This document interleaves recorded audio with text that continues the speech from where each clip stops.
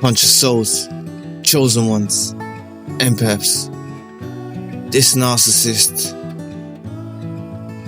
they do go on and they think, what? Why did I treat that person so badly? Not from a healthy perspective, but based on the fact that they know they've lost you now. They know you've door slammed, bolted and welded it shut. You've gone silent. And now they're thinking like, maybe I didn't need to do such and such to them. Maybe it wasn't necessary. You see, the reason for them to come to this way of thinking is because they believe that they got the supply from you by their own doing. They didn't attribute it to something special within you. They treated it as if it was something special within inside themselves, that they were able to extract this supply from whoever they encounter. And they learned a harsh lesson that this isn't the case. Also, they go off into other situations where people do treat them badly. Other people do treat them bad, a lot worse than you ever did in your worst days. And they think they didn't need to behave that way to you. It was unnecessary. They do age. They do evolve slightly. Remember, they are still, they still do have one minute speck of good in them. Beyond all of the superficiality and the demonic tendencies and all of that, there is something good in them, because E equals MC squared. We're all energy, and God energy is around, or the universe's energy is around. So they do have this, and they're a product of the universe, or a product of God at source, right? So they do have some good in them. I know they say that psychopaths and stuff have no, absolute no, but that's a whole nother conversation, right? They're not psychopathic narcissists. That's what differentiates them. All right. So they do have this reflection and this rumination, this obsessive rumination about why they treated you so badly. Do they stop treating you badly? No, because that's their way of dealing with things. They will treat you worse to spark a reaction, to get you into a conversation, to have a debate, to have an argument, to play the victim. They'll try and lure you out in that way. They won't change their way of behaving around you, because they'll feel like they'll lose their power. Some of them might share in the comment section if that's happened to you, if they've completely drastically changed, become all caring and loving and all of that. Remember, this is not just romantic relationships. This can be any type of relationship, friendship, family member, colleague, associate. So understand they do have this way of thinking. You just have to let them go in their own direction to work it out for themselves. One of the main reasons is because of the people around them that treat them badly. And then there's no comparison. They're not able to get the supply source that they can get from these people that they got from you. So, and these people are treating them worse than you ever did. And now they're facing that. So what do? They lie. They wear the mask. They glorify it. They make it out. They try to make you jealous. So many of you see through the veil. So many of you still don't see through the veil. Don't worry. You will in time. Okay. Stick with me if you'd like to. Okay. You're welcome to comment. I'll try to get back to you as soon as possible. Things of that nature. I want you to, I want you to develop this knowing from this video or video that the narcissist does have this,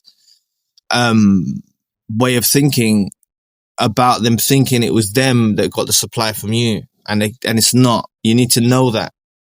That's a harsh lesson they have to go through. That's a very, very harsh lesson they have to go through, right? Very, very harsh lesson. So it's something you've got to instill in your psyche to know this about yourself. Know it's you, right? They weren't around you for no reason. Yes, they will cling to desperate supplies out of desperation, right? They will cling to low-hanging fruit. They will do that, and it will confuse you how they could trade you for some trash. But they do that out of desperation. It's a very, very, very steady decline for the narcissist after you. You need to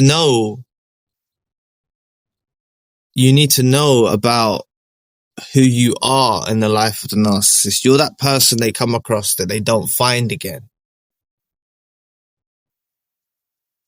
Right? You are. And it's based upon your energy and the emotional dynamic that you present in relationships. People feel comfortable around you.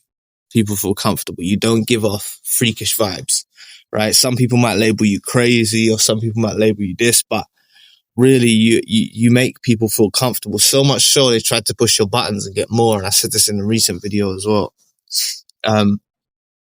So much so they tried to push your buttons to get the reaction from you, to chase that fuel. But they didn't attribute none of your benefit to you. They're self-absorbed. They see it as themselves. They thought they're the one that was the reason for this happening. And they learned the harsh lesson. Of course they learn lessons, right?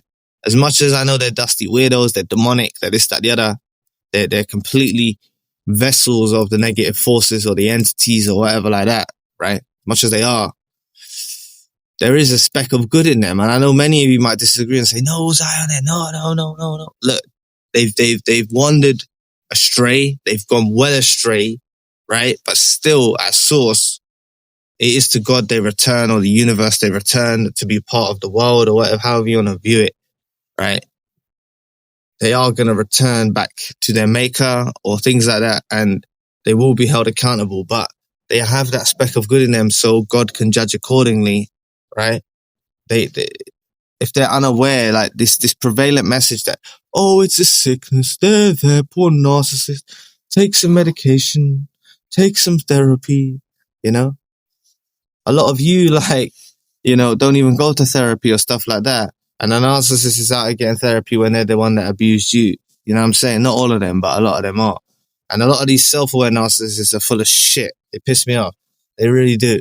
You know, there's one self-aware narcissist, off the topic now. I need to bring this to your attention. I mentioned it before, but just in case you didn't hear me or you didn't see the video, I think he's been gaslit.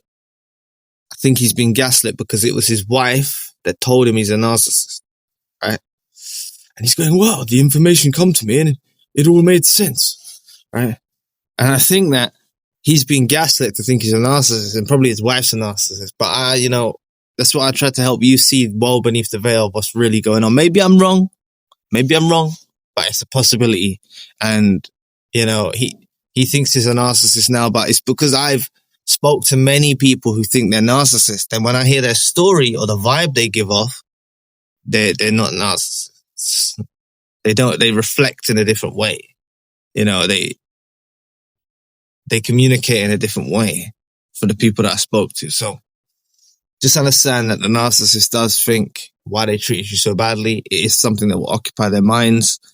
They feel like, why are they treating these people more decent than they treated you? That's something that, you know, narcissists can go off and treat other people worse, but it will be hidden, right?